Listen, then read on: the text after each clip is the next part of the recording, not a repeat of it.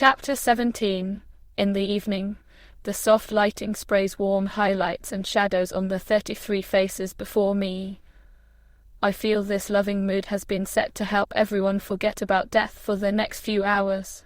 Everyone has terminal cancer except Pamela, our host, who is in remission. I can barely see Jeff sitting back in a corner in the shadows where he felt he wanted to be, alone. All eyes are riveted on me while I'm being introduced. I feel comfortable with it. The prospect that I might be helpful is exciting, especially with Jeff here. I look into everyone's eyes. "Please, welcome Agnes," Pamela concludes. I stand and receive their warm applause. "You may sit." "We like everyone to feel at home," Pamela says as she sits to my left near the stone fireplace. The fire burns low. Her living room is decorated with antique furniture and knickknacks. I'd prefer standing for a while, thank you. First, I would like to introduce you to my son, Jeff. We've been separated for most of his life. Please stand, Jeff. He stands somewhat uncomfortably. Jeff is recovering from a near-fatal accident. What I mean by that is, 4 doctors said it was impossible for him to live because of the brain damage he suffered. But here he stands due to good nutrition. So there is more hope for health than doctors know about. Thank you, Jeff. Sorry for embarrassing you. It's okay. It seems like it could be helpful, he says and sits. The room is so quiet I can hear people breathing and the gas hissing as it passes through the pipe before it burns in the fireplace. When I was dying of cancer 17 years ago, actually, I was dying from medical treatments for cancer. I met a man who drank the juice from carrots. Can you imagine? Almost everyone laughs or chuckles. He told me about a woman who'd cured herself of cancer with carrot juice. She had written a book about it. I scoffed at the idea. I mean, anyone who could drink carrot juice, I thought, couldn't have everything in her head in place. There are more laughs. I hated cooked carrots, and had never eaten one raw. Eventually, he got me to taste the carrot juice. It was delicious. Something clicked in my head with that sip. Instantly, I linked health and diet together. Within weeks I went to a health food store and purchased 8 books that had some reference to cancer and diet. I didn't get this as hoopla. Carrot juice. If it were that easy, these people wouldn't be here. A skeptical voice from the far side says, "Gabe, you agreed to keep an open mind. Do you have any answers?" "No, you don't. If you want to leave, leave. But don't start," says the woman next to him. "What's your name, Miss?" I ask. "It's Mrs. This is my husband, cynical Gabe here. I'm Sarah. If you want to deck him, it's perfectly okay with me. I'm just kidding, Gabe. You have a right to be cynical. We've all been conditioned to depend on doctors for our health. They've failed us. As I said, the carrot juice incident got me to link diet and health together. I didn't cure myself with carrot juice alone.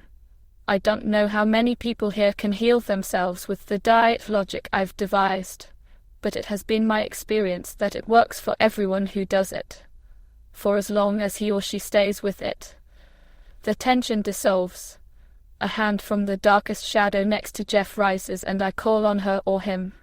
"My name's Jill," a teenage girl's wounded voice says. "Hi, Jill."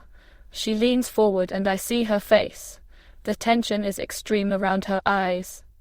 I recognize that below her baseball cap she is bald from chemotherapy, which has also made her puffy and pallid with large dark circles around her sunken red eyes. I also see traces of radiation burn. Seeing her brings back my image after I had had devastating radiation and chemotherapies. I'd like to know why I got cancer so young. Do you know why you got cancer so young? She asks. I avoid remembering, but don't you think burying it causes cancer? I mean, some people say it does, Sarah asks very sensitively. Not necessarily. My experience has been that stress usurps massive amounts of nutrients. As long as we eat enough live raw nutrients, stress will not weaken our bodies. Your stress must not have been as great as mine, then, Jill says. That may be true, but does that negate what I just said? Why don't you want to get it out? Doesn't it eat at you? Demands an elderly woman to my right. She has black circles in her sunken eyes and is bun thin. She wears heavy makeup and an elegant scarf covering her baldness. Again, I recognize the effects of chemotherapy.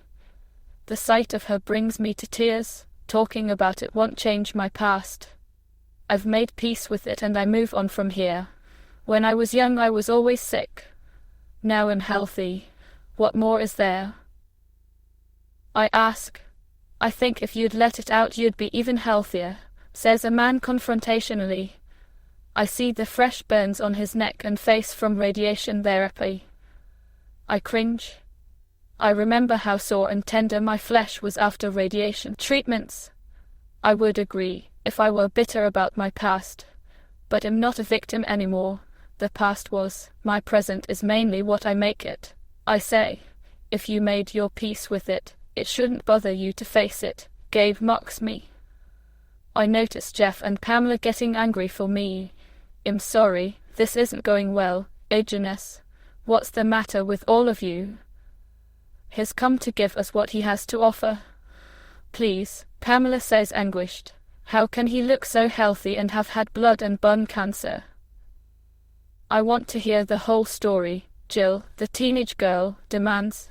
Pamela rises and stands in front of the fireplace. Agnes is going to leave if it's okay. I'll give you some highlights as I remember them. I was born in a pile of shit and wherever I went, if there was another pile within 50 miles, my feet found it. Everyone laughs except Gabe. By the way, Jill, where did you get all that information about me? You seem to know more about me than I do. One of your clients told me, Jill says. I pause. I take a deep breath, bracing myself. I feel like I need to hold a flashcard that says, some people may be too sensitive to hear the following story. It contains vivid and explicit details. Everyone laughs, even Gabe. I sit on the couch to cushion myself. I have never told anyone the stories that led to me getting cancer. Should I be doing this? I just told Jeff today I didn't want to talk about my past, and here I go. I was the third born of 4 boys. That was at least two too many for Mum and Dad. They were always too busy with basics to give us the necessary emotional and psychological attention. They mostly gave orders, criticisms and punishments. Usually, they argued. We got the typical white bread upbringing with a heavy measure of brutal discipline baked in. My trauma began in Denver, Colorado. Mom and I had just come home from the hospital several days after my birth. I was lying in my crib looking upward at the mobile that dangled above me. I wasn't fond of the wooden mobile because it was painted stark primary colors, so I chewed on my hand. That ugly mobile gave me cancer. Everyone laughs. My brother Doug watched me from outside the bars of my crib. I couldn't see his nose because he was barely tall enough to see over my mattress. He was standing on something. His furrowed brow leaned against the bars and his dark eyes stared at me vengefully. Nausea overwhelmed me. He reached through the bars and pinched my thigh slowly until I screamed and cried. The pain was excruciating. Then he reached for my hair and yanked. He ran to the doorway with a waddle. His diaper was falling a little. He watched for Mum to come while I screamed. She didn't. He came back and pinched my arm until I screamed bloody murder. He ran back to the door. I take a deep breath. I feel a lump forming in my throat, but I continue. Sometimes he did this for 10 or 15 minutes. Finally, Mum decided that something was wrong. She investigated, but she never caught on. Still, I was always happy to see her. I guess she assumed the red spots and bruises came from me banging around in the crib. My God, was your mother a zombie? Couldn't she tell what was going on? An attractive matronly woman sitting on the floor in front of me asks. A tear runs down her cheek. Her tear makes me sad. Dell, who was 18 months older, would pretend to like me. But when Mum left the room, or sometimes just turned her back, he hurt me. I don't think Mom could have imagined that one of her babies was so angry. She may have been in denial. I don't know. I tried to alert her. I believe everyone comes into this world telepathic.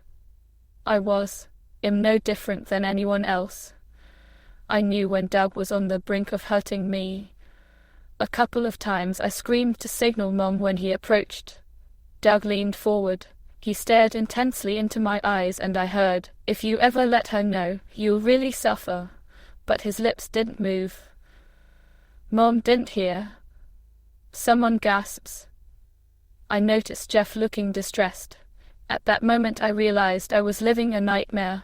Doug was still telepathic enough to know some of my thoughts. He knew just when to threaten me. Someone else gasps. But Mom and Dad were deaf and dumb to my way of communicating. I wasn't able to learn language. That's horrifying. How could you have been so aware at that age? The woman in front of me asks with tears streaming down her face. You actually remember all of that at only a few days old? Gabe asks annoyed, a challenge more than a question. I hear someone blowing and sniffling.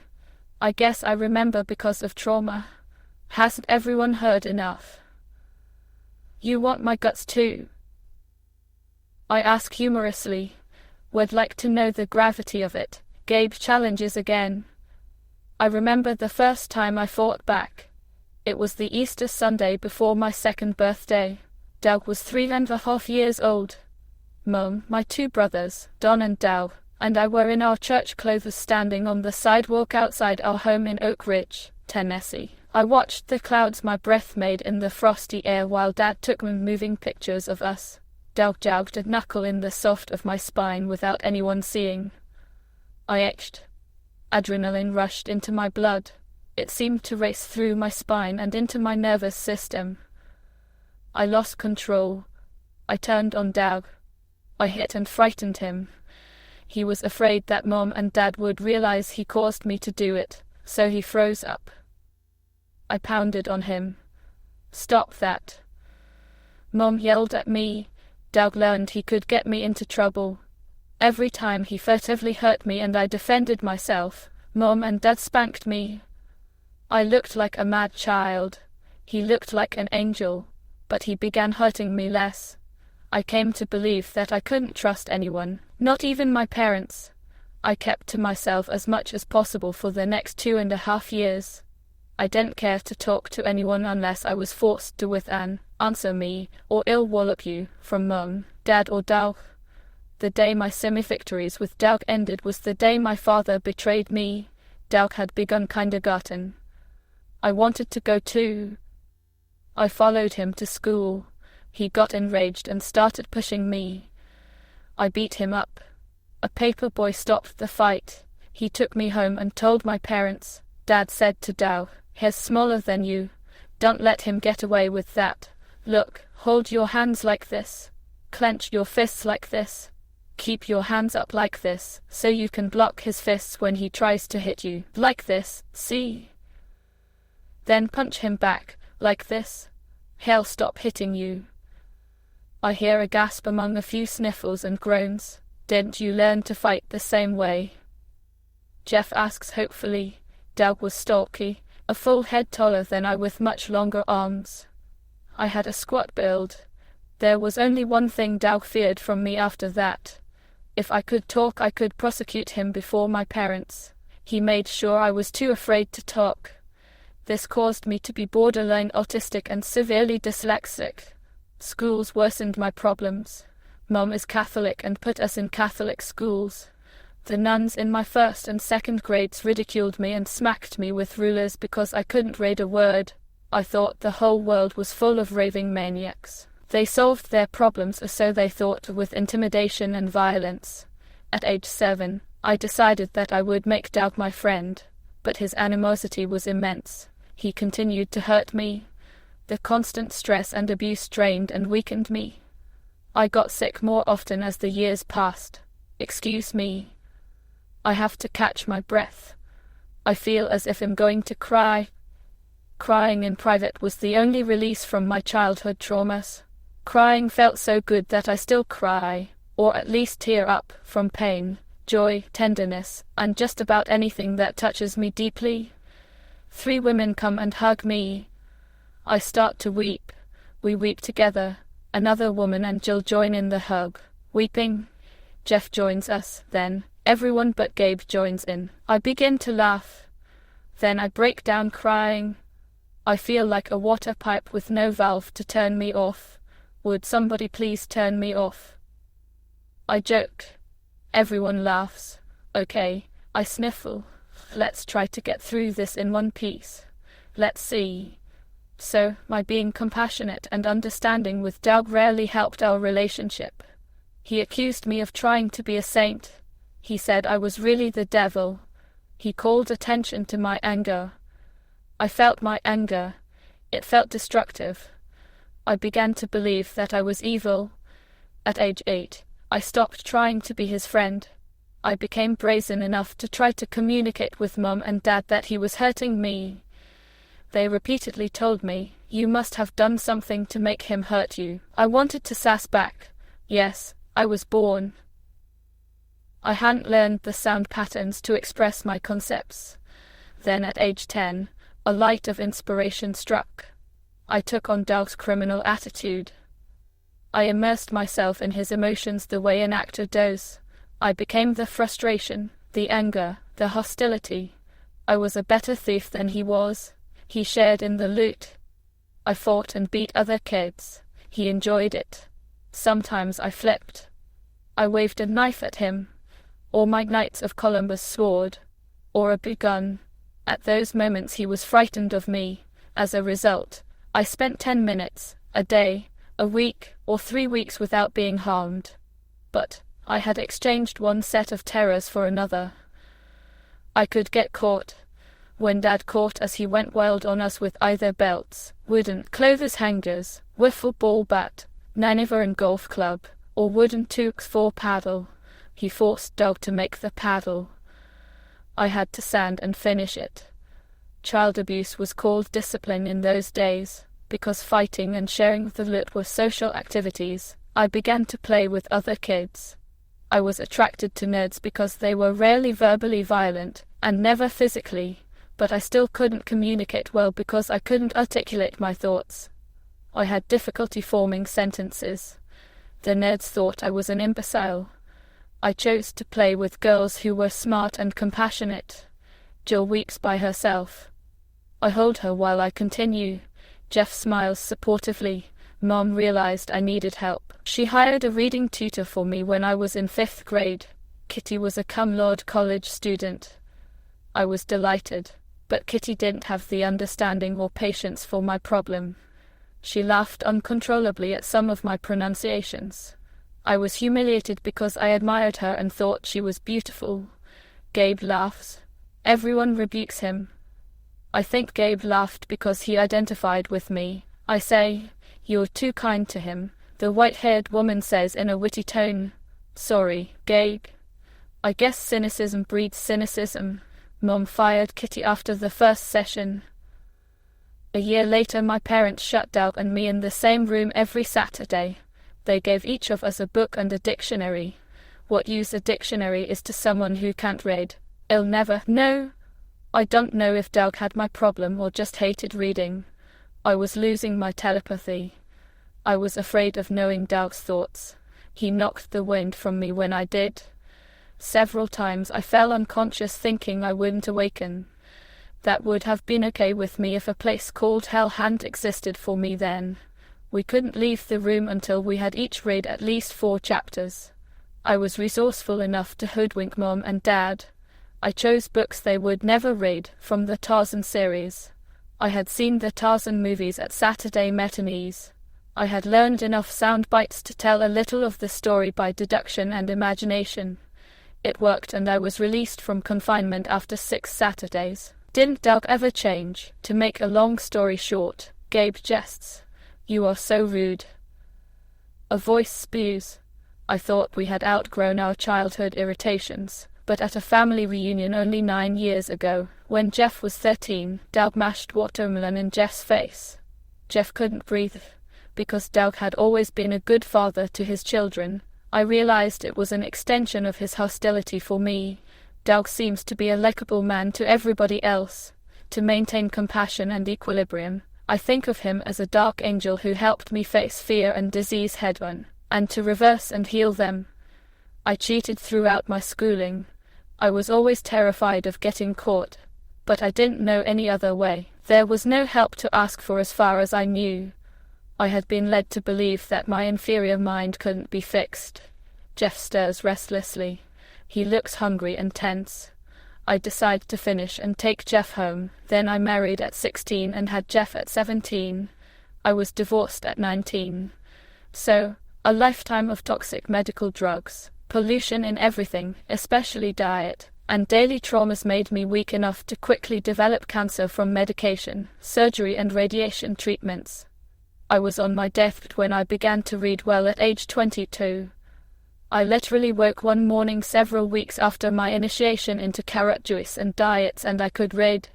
I know it was my change of diet and not coincidence. It was as if my brain ran on high octane and my new diet supplied it. Then I began reversing all the deficiencies that my lifetime of severe stress and poor diet caused. Jeff and I have to leave. I will return in a couple of weeks, if you'd like. At that time I will answer specific questions about diet. You really have to go already? Gabe asks sadly. Everyone is upset that I am leaving except Jeff and me. We are exhausted, but no one else presses us to stay. I am relieved that they don't and touched that Gabe did. I look at Jill and say, very few bone marrow transplants are successful without side effects. About 2%. Plus it is frightfully expensive. If you will stop radiation and chemotherapy, and eat fresh, unfrozen, raw bone marrow with organic raw beef, your chances of remission and recovery from leukemia are as high as 96%. How did you know I was going to have a marrow transplant? The medical profession only has 3 ways of treating bone cancer. I can see by the side effects that you already have had 2 of them. Can my mother call you? Sure. Here's my card. Take care. She gives me a hug. Thanks for coming. I feel better. Bye, Jill says. Good night, everybody. I say, good night, and thank you, Jeff says, and we leave. Still drugged, Jeff moves slowly and almost stumbles over his own feet. I start to help him, but I stop myself. He might feel embarrassed in front of everyone if I treat him as if he can't walk.